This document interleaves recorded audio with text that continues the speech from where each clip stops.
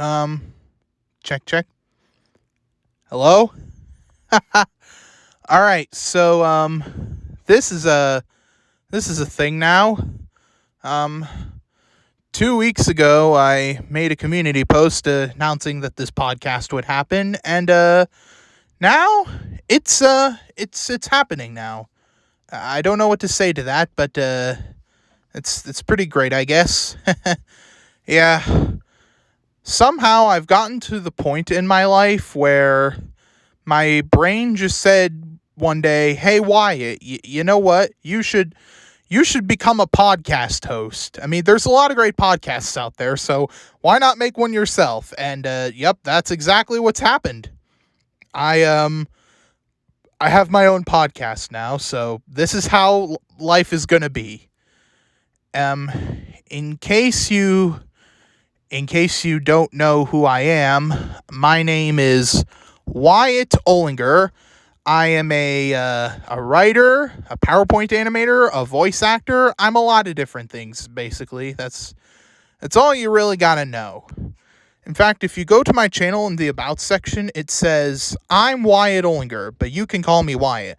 I'm a small content creator, writer, and some dude who uses PowerPoint to animate. I'm the creator of The Experiments of Beverly Hills, Pokemon Laia, Galactic Girls, Rated E for Epic, Squirrels, and more.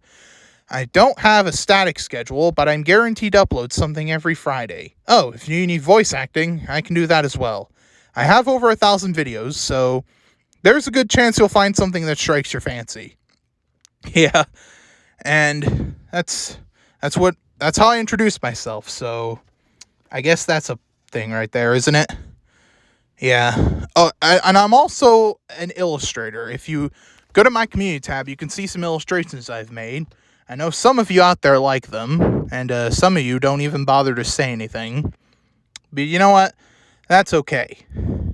About my illustrations, I have been drawing ever since I was old enough to hold a pencil and not chew on it. The thing about toddlers is that they chew on a lot of different things, don't they? Yeah.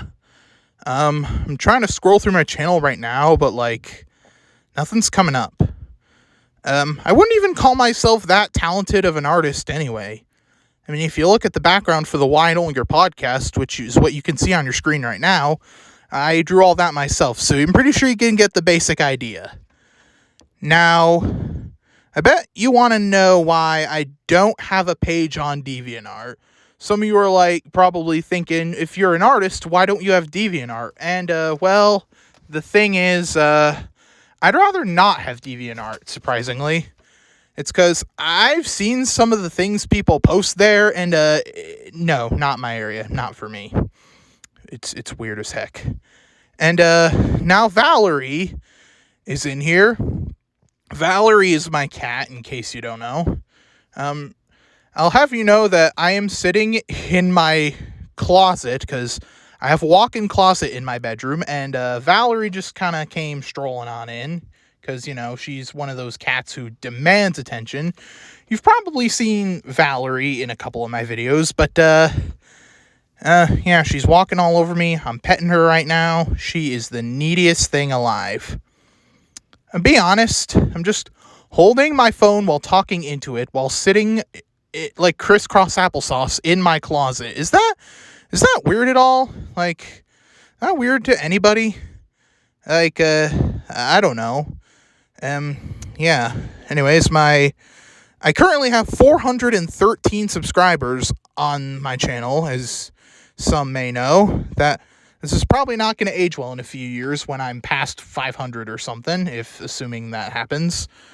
But, according to my analytics here,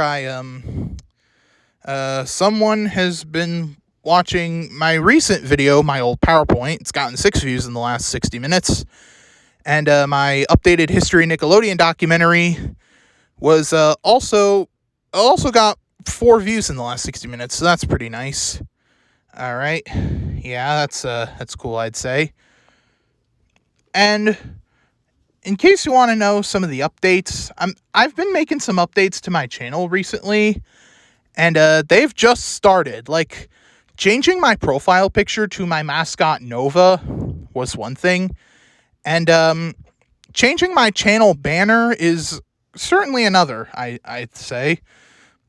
That's only part of what's going on. So some of the other changes are Squirrels, a brand new Olinger. It currently only has the one episode up right at the moment.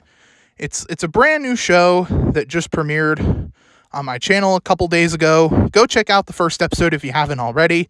It's about squirrels overtaking human society. Like, that's kind of a ridiculous plot, isn't it?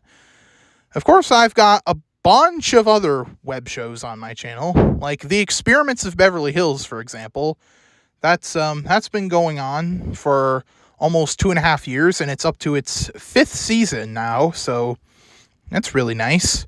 And as you can see on the Wyatt Olinger podcast background, the two characters with me are both from The Experiments of Beverly Hills. They are Douglas and Butternut. I bet you're curious as to why they are specifically there. Well, it's because, Douglas and Butternut are both characters from The Experiments of Beverly Hills that I've grown quite fond of, honestly. So I just decided to have them as the mascots of the podcast. I've also got Galactic Girls, which a lot of you really seem to like. Like, some of the most frequent commenters on Galactic Girls include, like, the Turtley one, who, for those of you who don't know, the Turtley one is actually one of my two best friends. His name is Simon. You should go check out his channel. He's got some really awesome content over there. And I've also noticed this guy named Alex Maybe, who comments every now and then as well. And yeah, those are the two most frequent commenters. And there's also Rated E for Epic, which is not made in PowerPoint, which PowerPoint is the animation software I've used my whole life. And Rated E for Epic is the only Olinger not completely made in PowerPoint. The choice to film in live action was actually because Rated E for Epic wouldn't really work in animated form, honestly. It would be kind of tough to do, tough to pull off in the whole unscriptedness of the show. So the whole idea of Rated E for Epic is, in the comments section, viewers are supposed to, like, submit their own ideas for the segments, like the Epic Games and Epic Kitchen and the whole theater thing, and even Scenario Switcheroos, which Scenario Switcheroo is a scene in Rated E for Epic where a scene from a different Olinger is taken and the outcome of it is altered. Simon thought it was pretty boring the first few episodes, and I don't blame him. They weren't the most they were pretty mundane, I will admit, but they have gotten better as time went on. Yeah. And I've also got, there are some Olinger that are on my channel but don't get new episodes anymore, like Wyatt Forever, which is a series about me and all my friends at a radio station. It's, in case you don't know, most of the Wyatt Forever characters are based on and modeled after real-life people. Yeah. Pretty much my entire grade from middle school is in the show. That's why you see so many of the same characters coming back over and over. It's just how it is. And Wyatt Forever is actually the second Olinger made after, the second Olinger made to feature me and the rest of the group, which the first was called Wyatt's House Party, which was made all the way back in 2019.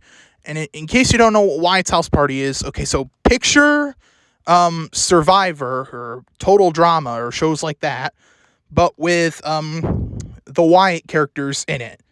That's essentially what it was, and it is repetitive, and I can't really blame the critics on that one. Yeah, some Olinger are great, and others aren't, I will say. And probably one of my favorite Olinger ever is called Wyatt Olinger's Love Block, or just Love Block if you don't have the time. It's good. It's A tier according to the Turtley One's Olinger tier list. And yeah, it was fun to work on Love Block while it was still around, even though production was kind of exhausting. And not everything on my channel is an Olinger episode, because I've also done short skits with origami puppets.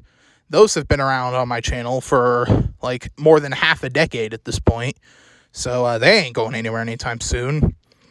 And speaking of, in the Olinger tier list video, when Simon was talking about Rated E for Epic, he specifically stated that When Rated E for Epic premiered, the Puppet Skits videos have drastically decreased, and there's actually a reason for that. You see, I'm running out of ideas.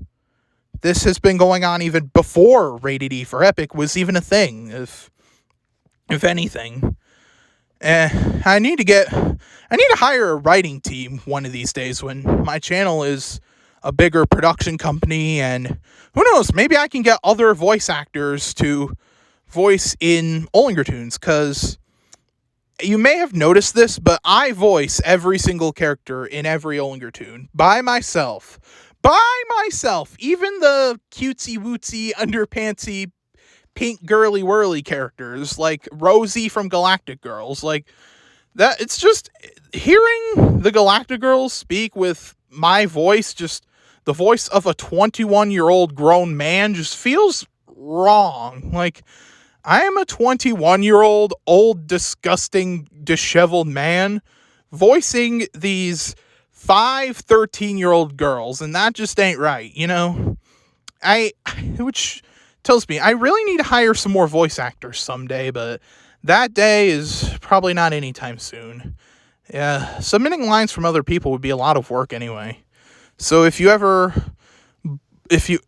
thinking about, like, saying, hey, why do all the girls sound like men? Well, there's your reason. Oh yeah. And what else do I have on my channel? I have Things in Wyatt's Mind, which is... Things in Wyatt's Mind is not an Olinger tune. It's actually a short series where I just talk about something from my childhood that I just have some knowledge about. I've talked about some pretty obscure things on there, like, things that would be obscure today, but were really stinking popular in their heyday. Like, and then there's also PowerPoint Speed Art, which is another not Olinger Tunes show. It's, you don't ever hear my voice in it. It's just like, quickly making artwork in Microsoft PowerPoint of various Wyatt Olinger characters. I may stray off and do fan art of real characters in pop culture someday, but don't feel like doing it right now.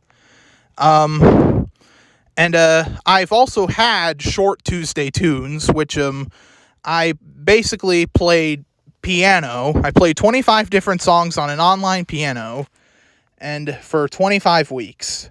It was only uploaded on Tuesdays, though. That's where the name comes from. Yeah. There was also a series at one point on this channel where I was thinking about reading, like, Shel Silverstein's Where the Sidewalk Ends, but I probably gave up on that, like, halfway through. It was just too much of a hassle. That book was longer than I was expecting, and I never bothered finishing it. Oh, man. Oh, well. Alright, now, yeah, as you probably have guessed, the contents of my channel are really diverse. Like, so diverse, it's not even funny.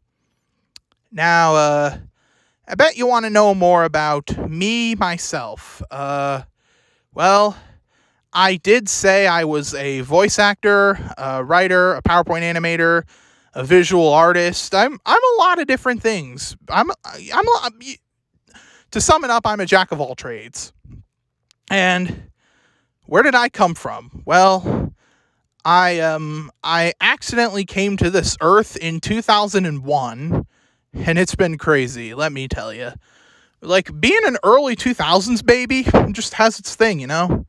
Where most people like to call, like, 2001 babies part of Gen Z, but personally, I don't see it that way.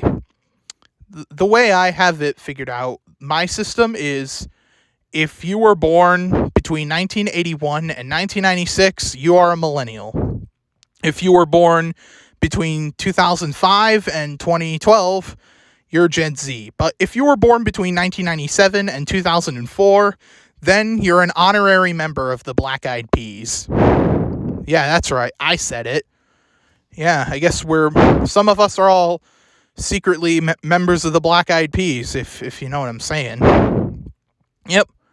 So, being in kindergarten in the mid-2000s was like, I think the mid to late 2000s was probably when I started first grade, and Yeah, why did I feel the need to mention that? Oh yeah, I specifically remember first grade because, okay, my first grade classroom had like a computer in the back, and sometimes I'd go and play Pop Tropica on it. Anyone remember Pop Tropica? Pop Tropica was the GOAT, let me tell you. It was the greatest online game ever to elementary Wyatt. But even though Pop Tropica is still around, it's just kind of not really a thing anymore. It still is a thing, don't get me wrong, but like they got rid of a lot of the old features and a lot of the stuff that made Pop Tropica magical in the first place. Yeah. Another cool thing about Pop Tropica is that it was made by Jeff Kinney. If you don't know who that is the author of the Diary of a Wimpy Kid book series. I've been a Wimpy Kid fan for pretty much half my life. I own every single book in the series. Like, I own all 17 books that are out, and I'm gonna get the next one soon. Sorry, I had to cough. And I hear it's called No Brainer. Yes, that's right. I'm still collecting Wimpy Kid, even though it stopped being good like 10 years ago. But I still read it anyway because I'm a rebel. And I've also had the Do-It-Yourself book and the three Awesome Friendly spinoff books by Greg's best friend Rowley. I also own all three of the Wimpy Kid movies on DVD. The first one, Roderick Rules, and Dog Days. I used to watch all three of them a lot when I was little, but I couldn't possibly watch them now because I just think they're kind of cringe now. It's one of those instances where the book is better, you know what I'm saying? Okay, what else? Well, what else about me? Oh yes, I was a band kid for a while.